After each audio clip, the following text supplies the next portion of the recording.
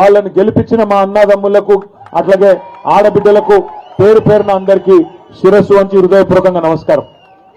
శిరస్సు వంచి నమస్కారం ఎందుకు చేస్తున్నా అంటే ఈ గెలుపు ఖచ్చితంగా మీది మాత్రమే, మీరు మాత్రమే కొట్లాడి గెలిచినారు.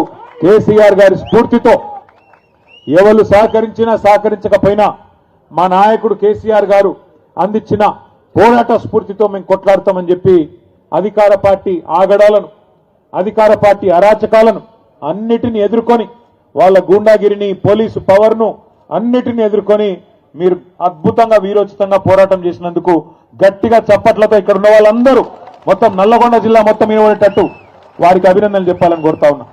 గెలిచిన వారికి, స్వల్ప తేడాతో ఓడిన వారికి, గెలిచి ఓడిన వారికి పేరు పేరున అందరికీ అభినందనలు.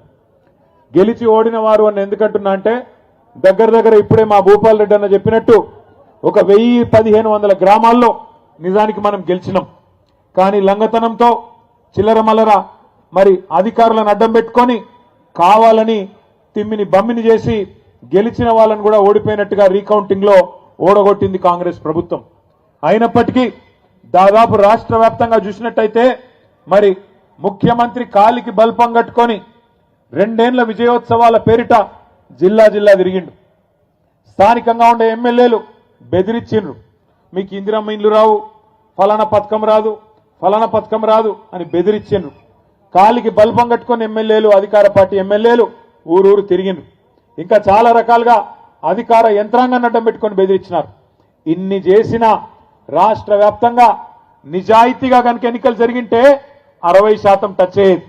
అయినప్పటికీ దగ్గర 35-40% స్థానాల్లో ఇవాళ బీఆర్ఎస్ గెలిచింది అంటే దానికి కారణం మీరు మీరు మీరు అనే మాట మళ్ళొక్కసారి నేను విజ్ఞప్తి చేస్తా ఉన్నా.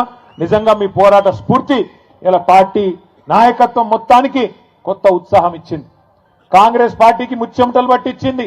అందుకే జిల్లా పరిషత్ ఎన్నికలు పెట్టాలంటే, మండల పరిషత్ ఎన్నికలు పెట్టాలంటే కాంగ్రెస్ ముఖ్యమంత్రికి, కాంగ్రెస్ పార్టీకి భయమయ్యి ఇలా తప్పించుకొని పారిపోతా ఉన్నారు. చూస్తా ఉన్నారు మీరు. ఇవాళ పొద్దున్న పేపర్లో వాడుతూ ఉన్నది సహకార సంఘాలకు ఎన్నికలు పెట్టాలా. రైతులకు నిజంగానే ముఖ్యమంత్రి గారు, కాంగ్రెస్ ప్రభుత్వం ఏదైనా మంచి చేసింటే సహకార సంఘాలకు ఎన్నికలు పెట్టి ఉండాలి. ఈరోజు రైతు దినోత్సవం కూడా, జాతీయ రైతు దినోత్సవం ఈరోజు. ఈ జాతీయ రైతు దినోత్సవం రోజు ఒక రైతు బిడ్డగా నేను ముఖ్యమంత్రి గారిని అడుగుతా ఉన్నా, నీకు నీ ప్రభుత్వానికి ఏమైనా నిజాయితీ ఉంటే, నీకు నీ ప్రభుత్వానికి నిజంగానే వ్యవసాయదారులకు ఏమైనా మంచి చేసినామనే నమ్మకం ఉంటే, దమ్ముంటే సహకార ఎన్నికలు పెట్టమని చెప్పి గట్టిగా నల్లగొండ వేదికగా నేను డిమాండ్ చేస్తా ఉన్నా. తప్పించుకోవచ్చు కొన్ని రోజులు, అధికారం ఉంది కదా, నామినేషన్ల ద్వారా పదవులు నింపుకున్నాం కదా అనే ఒక తొంపుతో తప్పించుకోవచ్చు. కానీ వాళ్ళ రాష్ట్రంలో ఉన్న వ్యవసాయదారులందరూ, వ్యవసాయ కూలీలు కానీ వ్యవసాయదారులు కానీ అందరూ తీవ్రమైన కోపంతో ఉన్నారు. ఆ కోపం కొద్దిగా సర్పంచ్ ఎన్నికల్లో కనబడ్డది. సహకార ఎన్నికలు గిన పెడితే రైతులు కర్రుగాల్చి వాత పెడతారనే భయంతో ఇలా నామినేటెడ్ పద్ధతుల్లో ఆ పదవులు నింపుకునే ప్రయత్నం చేస్తా ఉన్నాడు ముఖ్యమంత్రి గారు. 2 ఏళ్ళు అయిపోయింది.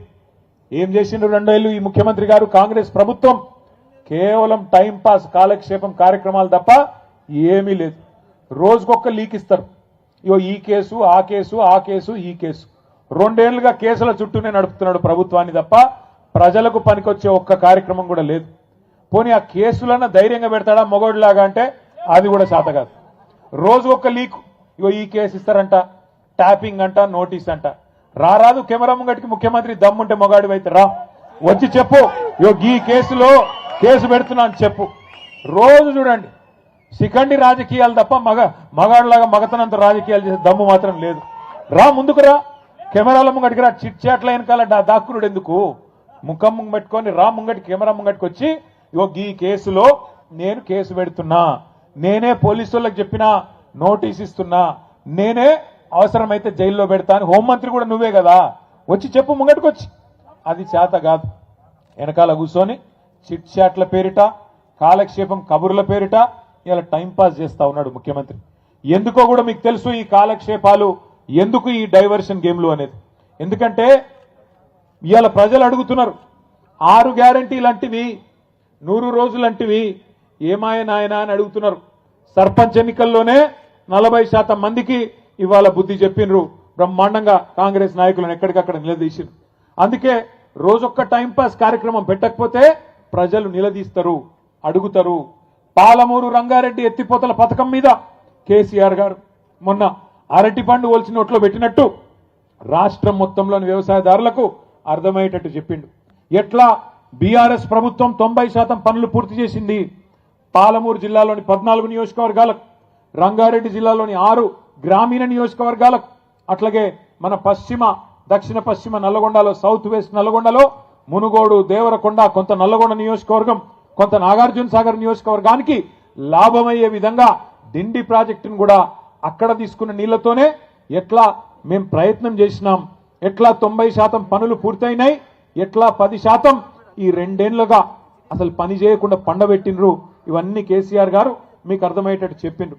చెప్పడం మాత్రమే కాదు, కేసీఆర్ గారు ఏమన్నారు, ఆ డిపిఆర్ అంటే డీటెయిల్డ్ ప్రాజెక్ట్ రిపోర్టు ఏదైతే దేని ఆధారంగానైతే మనం అన్ని అనుమతులు తెచ్చినామో దాన్ని కూడా తిప్పి పంపితే 6-7 నెలలుగా కనీసం మాట్లాడే తెలివి లేదు.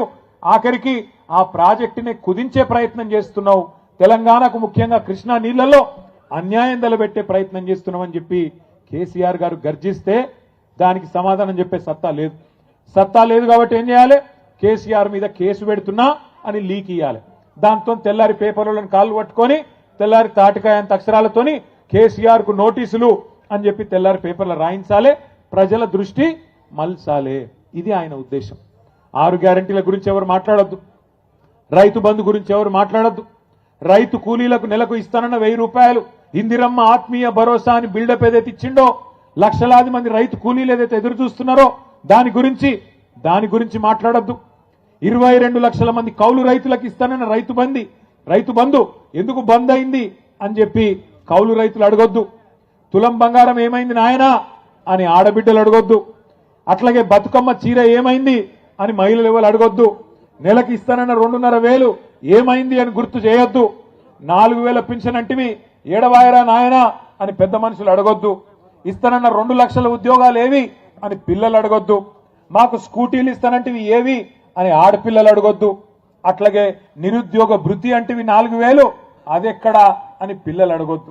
ఇస్తానన్న 12 లక్షల అంబేద్కర్ అభయహస్తం దళిత బంధు తీసేసి 12 లక్షలు ఇస్తా అన్నాడు కదా కేసీఆర్ గారు. 10 లక్షలు ఇస్తే నేను 12 లక్షలు ఇస్తా అన్నాడు.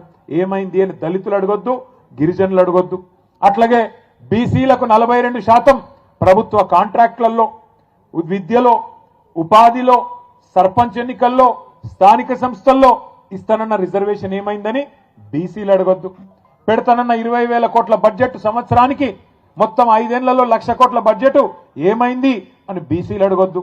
ఇస్తానన్న గొర్రెలేమాయ్ అని యాదవులు అడగొద్దు. తెస్తానన్న చేపలేడవాయ్ అని ముదిరాజులు గంగపుత్రులు అడగొద్దు.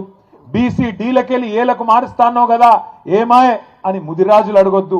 ఇట్లా 420 హామీలు ఏవైతున్నాయో వీటన్నిటి నుంచి దృష్టి మళ్లించాలంటే ఏం చేయాలి, కేసీఆర్ కు నోటీసులు ఇవ్వాలి.